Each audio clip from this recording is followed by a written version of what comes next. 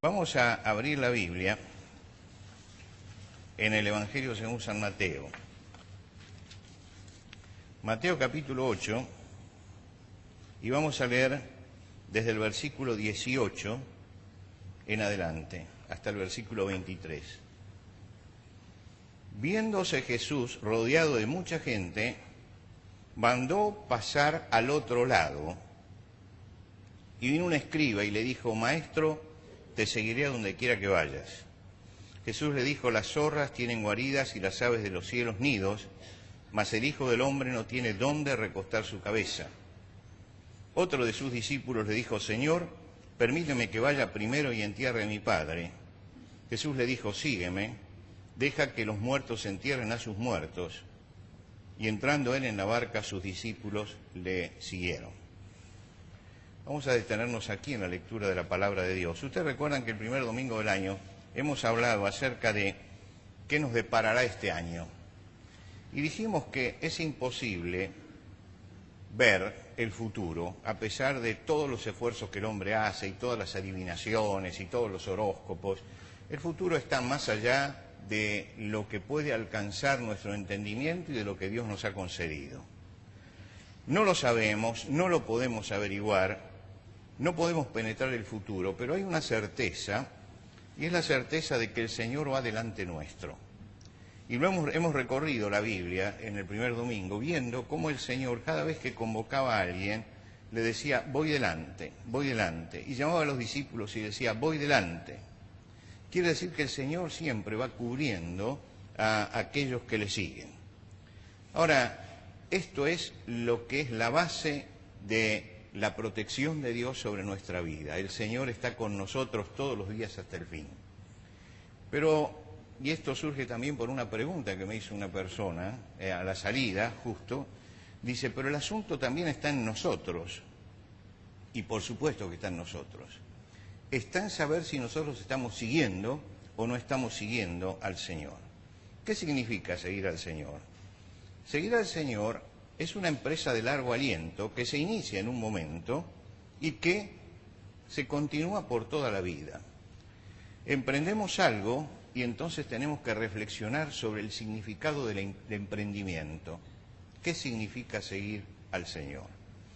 Mi abuelo, que fue combatiente en la guerra del 14, la Primera Guerra Mundial, contaba que cuando vino el reclutamiento en el pueblo y se armaban los contingentes de soldados para salir, salían marchando orgullosos y cantando a voz en cuello como si fueran una fiesta. Hasta que llegaron a las trincheras, y cuando llegaron a las trincheras se dieron cuenta que la guerra no era esa de vamos a vencer y todo lo demás, sino era un tiempo de sacrificio, de muerte, de problemas. En la Segunda Guerra Mundial ya tuve algunos amigos que eran niños allí en Europa en la Segunda Guerra Mundial y me contaban que también ellos vivían en un pueblo. Y cuando el pueblo llegó la noticia de que había guerra, dice, los chicos salimos todos a la calle, la guerra, la guerra, la guerra. Dice, cuando empezaron los bombardeos nos dimos cuenta de lo que era la realidad.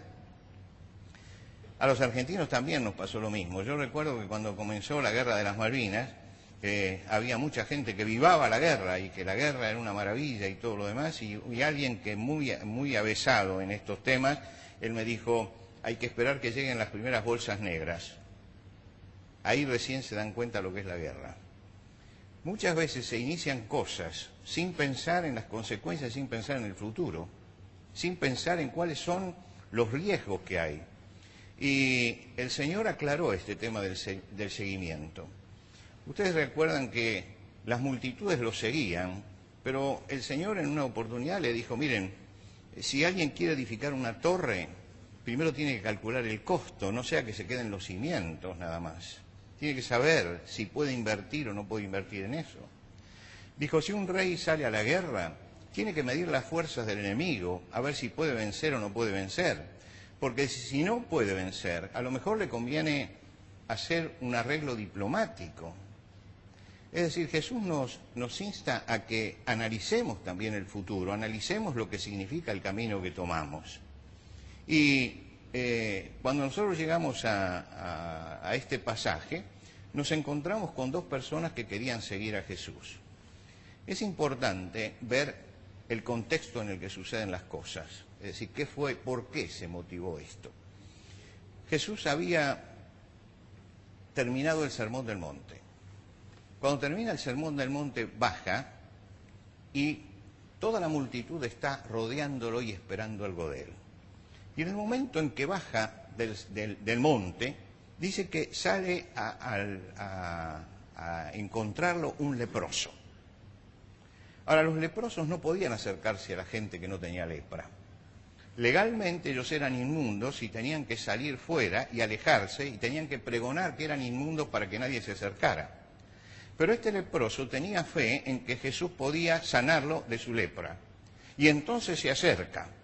Y yo me imagino la multitud retrocediendo y Jesús parado y el leproso que viene, y se acerca a Jesús y le dice, Señor, si quieres puede limpiarme. Acá manifestó toda la fe. Y el Señor dice, quiero, sé limpio. Y la lepra desapareció. Esa gente que había escuchado a Jesús en el sermón, ahora estaba viendo el poder de Dios allí, obrando, y obrando en una forma increíble para la gente de ese tiempo. La lepra era algo para ellos irreversible. Y el Señor le dice que siguiera los pasos legales. Anda al sacerdote, mostrá que estás limpio. ¿Para qué? Para que te admitan nuevamente en la comunidad. Lo que quiere decir que ese milagro conmovió a la multitud. Sigue un poco más y se acerca un centurión romano. El centurión era un pagano. El centurión le pide porque tiene un criado que está postrado, paralítico y que sufre dolores terribles. Y él no puede soportar a la enfermedad de su criado, ni los dolores, ni ver ese cuadro en su casa. Y va de Jesús. Y Jesús dice, bueno, yo voy y lo sano. Y él le dice, no soy digno de que entres en mi casa. ¿Por qué no soy digno de que entres en mi casa? Porque un judío no podía entrar en la casa de un pagano, porque eso lo hacía inmundo. Entonces él tenía todo preparado como para pedirle algo a Jesús y evitarle el problema de entrar a su casa. Y él dice, yo entiendo la costumbre judía. Soy indigno de que entres en mi techo, pero si dices la palabra acá, mi criado va a sanar. Jesús miró a la gente y le dijo, nunca en Israel vi una fe como esta. Ve, como creíste te será hecho, dice, y el criado fue sanado en ese mismo momento. Sigue y entra a la ciudad de Capernaum Jesús. Estamos siguiendo los pasos de él, ¿no? Entra a la ciudad de Capernaum. Está la suegra de Pedro con fiebre. Ahora, lo que nosotros llamamos fiebre es cuando se levanta la temperatura del cuerpo, ¿no? Pero en aquel momento fiebre era una enfermedad que se llamaba fiebre, tiene la fiebre, que posiblemente son tres casos de enfermedad que se daban en la zona, pero posiblemente haya sido malaria. Entonces, esta enfermedad era para ellos una enfermedad no solamente conocida, sino temida también. Y Jesús la toca y la fiebre lo abandona. Y lógicamente la ciudad se alborota frente a todo esto que Jesús está haciendo públicamente, y a la noche se acercan todos y le traen los endemoniados, los enfermos, los traen a Jesús para que Jesús libere a los endemoniados, sane a los enfermos.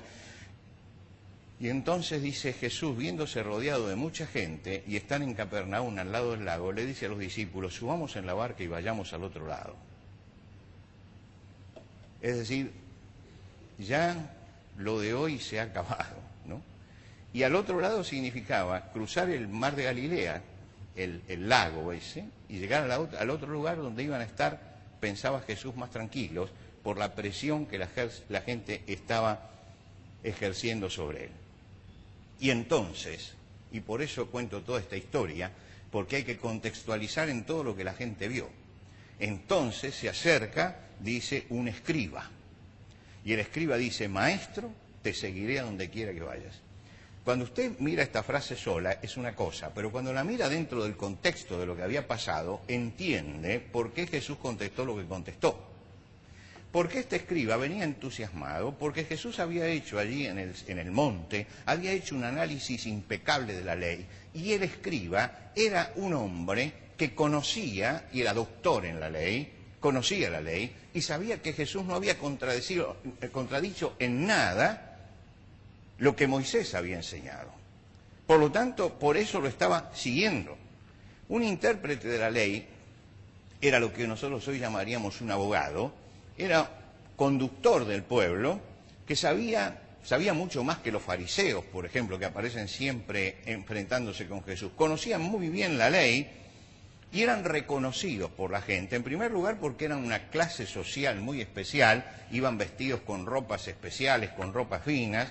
En segundo lugar, porque llevaban un tintero de cuerno, un cuerno que lo transformaban en tintero, colgado siempre del cinto, y tenían las plumas también para poder escribir.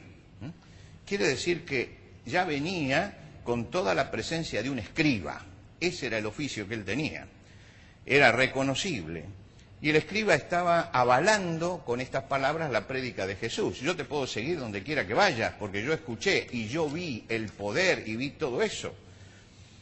Ahora, que un escriba se acerque a Jesús era algo realmente extraordinario, fuera de lo común. En general, los que se oponían a Jesús eran los fariseos y los escribas. Pero acá el escriba se acerca y dice, yo te quiero seguir. Qué importante hubiera sido para Jesús decir que venga y tenemos un escriba que se ha convertido a Jesucristo, ¿no es cierto?, para mostrarlo. Pero lógicamente Jesús sabe lo que hay en el corazón de este hombre. ¿Qué vio este hombre? Escuchó una exposición de la ley de Moisés, impecable. Vio que se sanaba la lepra, que se quitaba la fiebre, que se sanaba al joven a la distancia, que se sanaban las enfermedades, se sanaban los demonios, y este hombre dice, te seguiré donde quiera que vayas.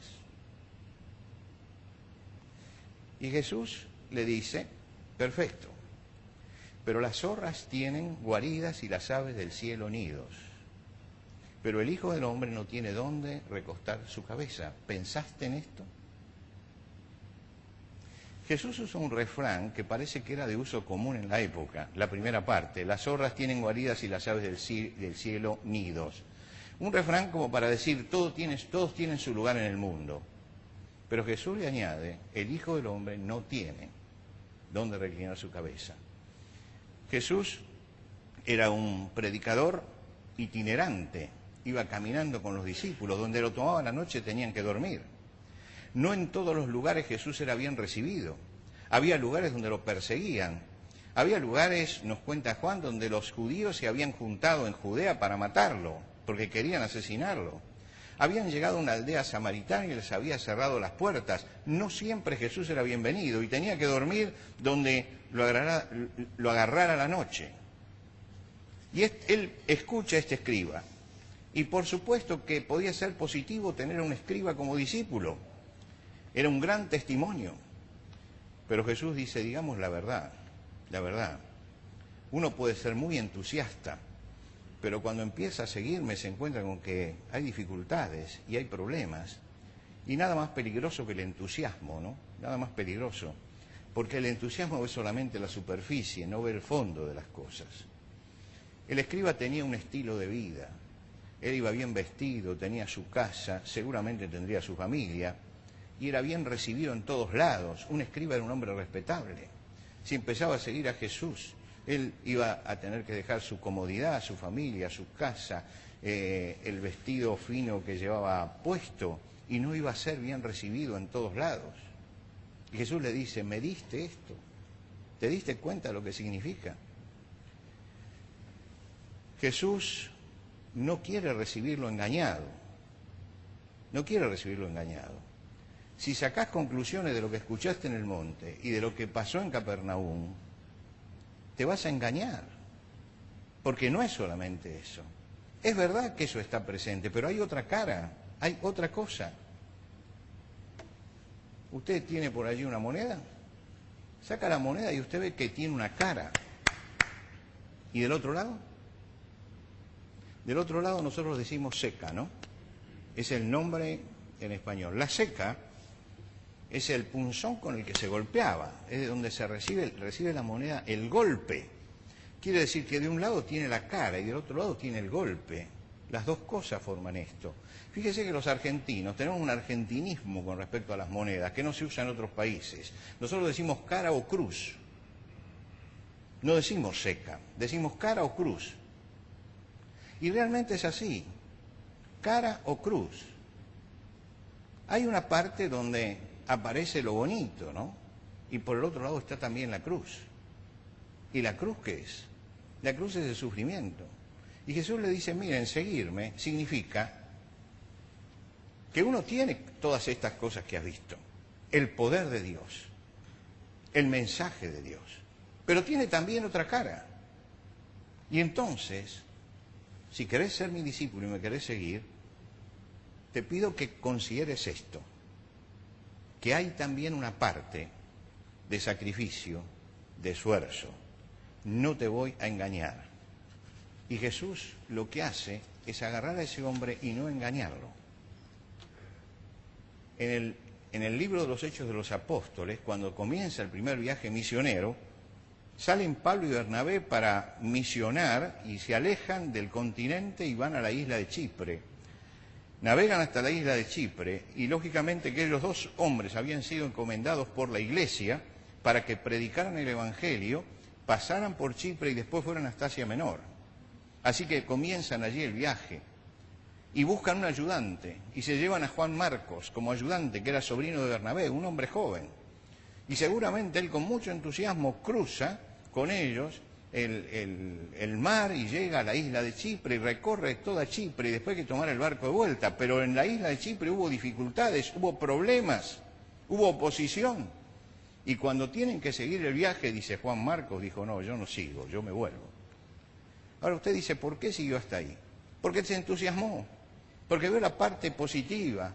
Vamos a viajar, vamos a ir a Asia Menor, vamos a predicar, vamos a ser siempre bien recibidos. No, no es así. Había oposiciones, había problemas, y entonces el entusiasmo se quemó en ese momento. Y uno dice, el escriba que se acercó a Jesús, ¿era sincero? Sí que era sincero. Juan Marcos, ¿era sincero? Claro que era sincero.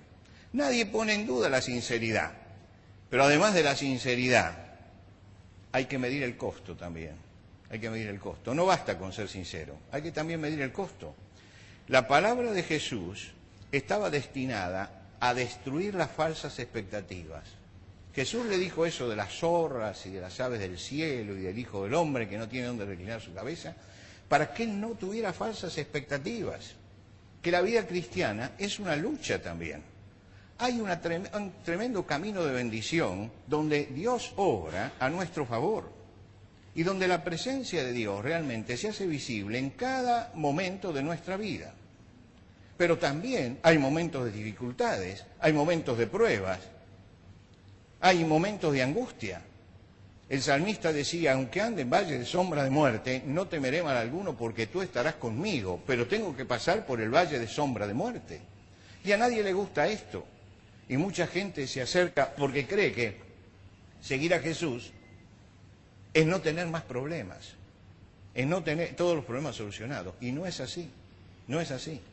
Por eso Jesús lo para y le dice, vamos a sincerarnos.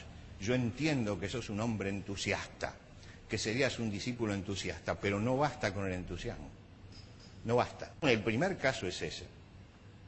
Ahora, acá aparece un segundo caso. Detrás de esto hay un discípulo que le dice a Jesús, Señor, permíteme primero que vaya y entierre a mi padre. Permíteme esto. Este es un señor que tiene muchos escrúpulos. ¿Se usa todavía la palabra escrúpulos? ¿O somos todos inescrupulosos? La palabra escrúpulo viene del latín, scrupus. Scrupus es piedra. Se llamaba escrúpulo a la piedrita que se ponía en el zapato cuando uno estaba caminando, que molestaba. Hay decisiones que uno tiene que tomar y hay cosas que empiezan a molestarlo. Entonces, eso son los escrúpulos. Algo me molesta, algo que me es la duda o la inseguridad que yo tengo ante una acción, si es buena o es mala. Y entonces, este es un señor que tenía escrúpulos con esto. Sí, yo te quiero seguir, pero yo tengo que enterrar primero a mi padre. 3 cosas podía decir este joven, porque no sabemos bien qué era lo que significaba con nuestra frase. La primera, que es la más improbable, que su padre hubiera muerto ese día. Los hebreos no tenían largos velorios, morían y los llevaban al sepulcro directamente. Lo que quiere decir que no es que lo estaban velando, porque ellos no velaban. Directamente lo llevaban al sepulcro. Entonces es imposible que pase eso, porque si su padre hubiera muerto, él estaría allá en la casa de su padre, o trasladándolo al sepulcro. Puede ser que él hable de una costumbre de la época, que era: acompaño a mis padres hasta la muerte, la responsabilidad esta, y cuando se cumple esto, entonces te sigo. Esta podía ser la segunda. Sin embargo, la frase de la respuesta de Jesús, deja que los muertos entierren a sus muertos, nos hace pensar en una tercera posibilidad.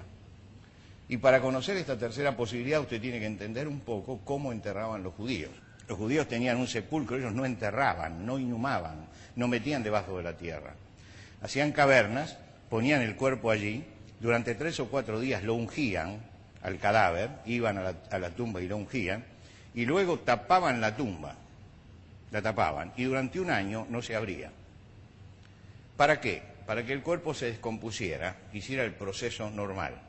Al año los hijos iban y abrían la tumba, tomaban los huesos, lo colocaban en un osario y lo ponían en un rincón para que el sepulcro lo pudiera usar otro miembro de la familia. Posiblemente este joven estaría pasando esa época. Enterrar al padre era justamente eso, tomar los huesos y ponerlos en ese lugar. De las 3 cosas, yo creo que esta última es la que es más acertada en cuanto a la visión de esto.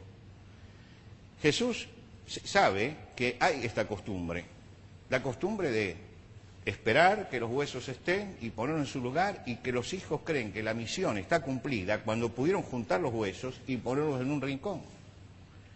Y Jesús le dice: deja que los muertos entierren a sus muertos. Hay convenciones sociales que son muy fuertes, convenciones sociales que son fuertísimas, que todo el mundo lo hace y que es aceptado socialmente. Pero muchas veces esas convenciones sociales pueden detenernos en nuestro seguimiento a Jesús. Allí había una convención social, y esa convención social que había es: voy a demorar, voy a postergar, voy a dilatar. ¿Por qué? Porque si yo no quedo con mi padre, si yo no tomo los huesos y los llevo a su lugar, ¿qué van a decir los vecinos? ¿Qué va a decir la gente? ¿Qué va a decir el pueblo? ¿Qué va a decir acerca de mi afecto filial y todo esto? Es decir, el qué dirán. El qué dirán. Sartre tiene una frase genial. Él dice: el infierno son los otros siempre, el ojo del otro que me está mirando. Y entonces digo: me tengo que vestir en tal forma, tengo que caminar en tal forma, tengo que hacer tal cosa porque la sociedad está mirando. Bueno, hay cosas que las hacemos y son normales, pero hay cosas que son impedimento. Y en este caso era un impedimento. Ahora, me imagino que si él agarraba y seguía a Jesús y dejaba los huesos del padre donde estaban, todo el barrio iba a hablar de él. Porque siempre hay una vieja chismosa que se le ocurre criticarlo, pero si se quedaba también lo iban a criticar por otra cosa. Él tiene que pasar por encima de los prejuicios, esos escrúpulos que tiene, para decir: yo tengo que seguir a Jesús. Y Jesús a él le dice: deja que los muertos entierren a sus muertos, y adelante. Ahora, es interesante, porque en las 2 cosas que nos cuenta Mateo hay 2 movimientos, un movimiento de acercamiento y un movimiento de alejamiento. Por un lado, al hombre que va con entusiasmo, Jesús le dice: pare ahí. ¿Lo pensó bien? Y al otro que dice: bueno, podemos demorar un poco, porque le dice: pare. Esto hay que decidirlo ya. Y usted dice: pero hay una contradicción. No, no hay una contradicción. Para seguir al Señor yo tengo que medir las consecuencias. Tendré días gloriosos y tendré también que pasar por momentos difíciles, por valle de sombra de muerte, y yo sé que Él va a estar con nosotros allí. Pero la evaluación y la decisión no puede demorarse. No es algo que yo lo puedo postergar indefinidamente. Las decisiones espirituales hay que tomarlas cuanto antes en la vida. No hay que demorarlas. no hay que demorarlas. Entonces dice, sí, pero son muy importantes, por eso evalúelas, como dijo Jesús, piense, evalúe, pero no demore, no se quede pensando, no se quede pensando.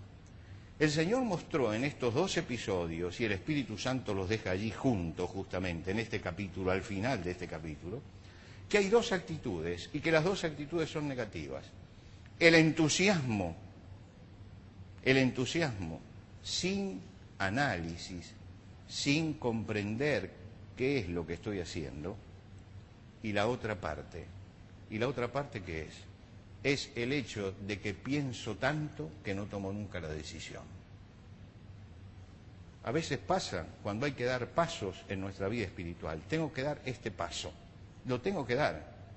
Ahora, ¿lo doy o no lo doy? Esto hay que decidirlo rápido. No puedo quedarme parado allí. Yo conozco gente que llega el momento del bautismo y dice, bueno, lo voy a pensar, y se pasa 3 años pensándolo, 4 años pensándolo. No, usted tiene que pararse y evaluar. ¿Usted va a seguir a Cristo? Entonces hay que tomar la decisión.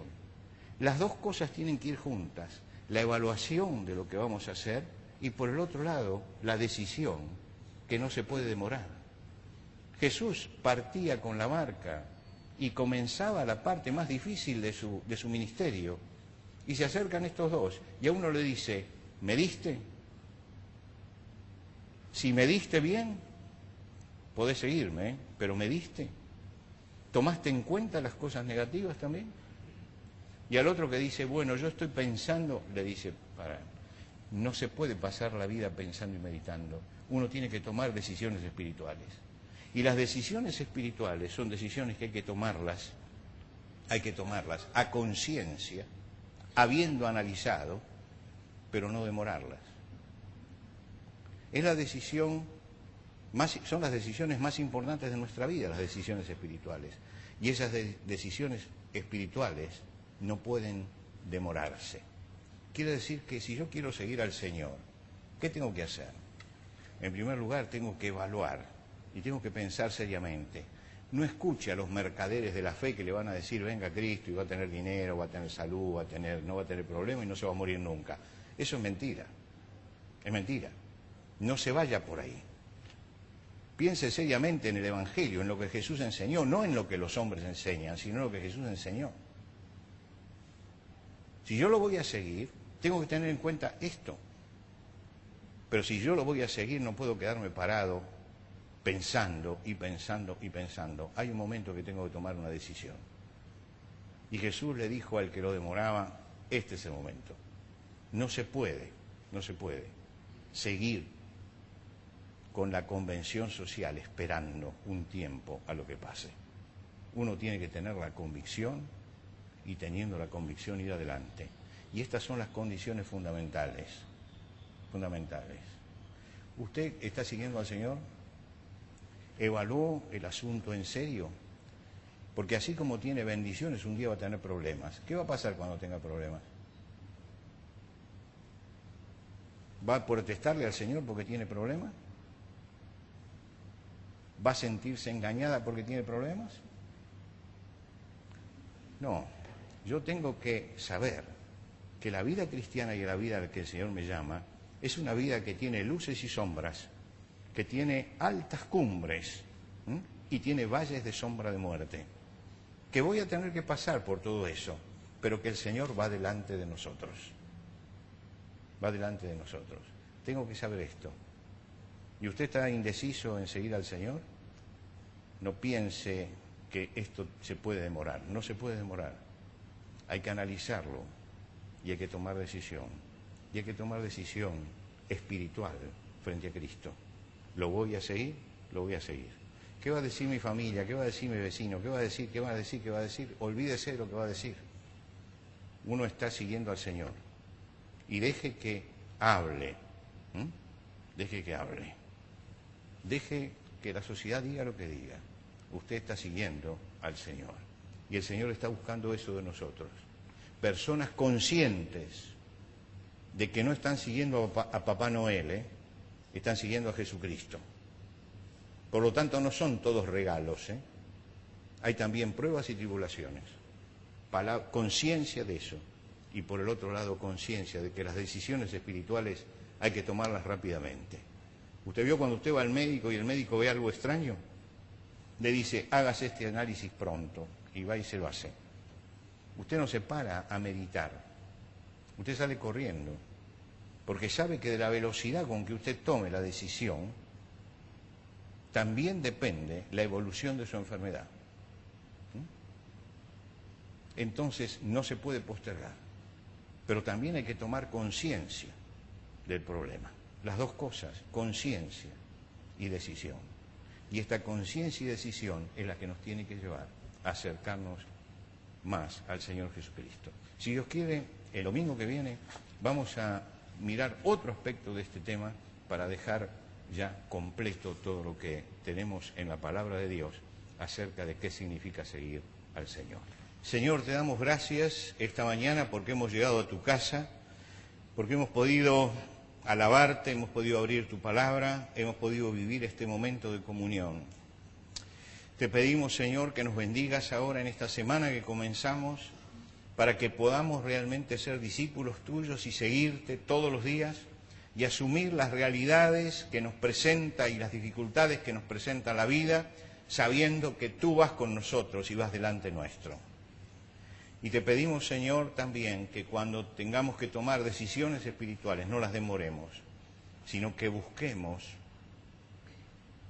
lo antes posible dar el paso que necesitamos para seguir adelante.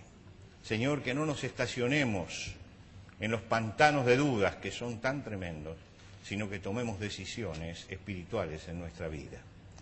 Señor, te pedimos también por los que no están hoy con nosotros, que están disfrutando de sus vacaciones, dales a ellos, Señor, que puedan gozar en paz de estos días de descanso. Renueva, Señor, las fuerzas de ellos. Y, Señor, te pedimos que redobles también nuestro esfuerzo como iglesia este año para que podamos hacer un servicio más efectivo a ti. Recibe, Señor, nuestro agradecimiento y nuestra adoración por todo lo que nos das y por la compañía y la presencia tuya todos los días de nuestra vida. Te lo agradecemos y te lo pedimos todo en el nombre de Cristo Jesús.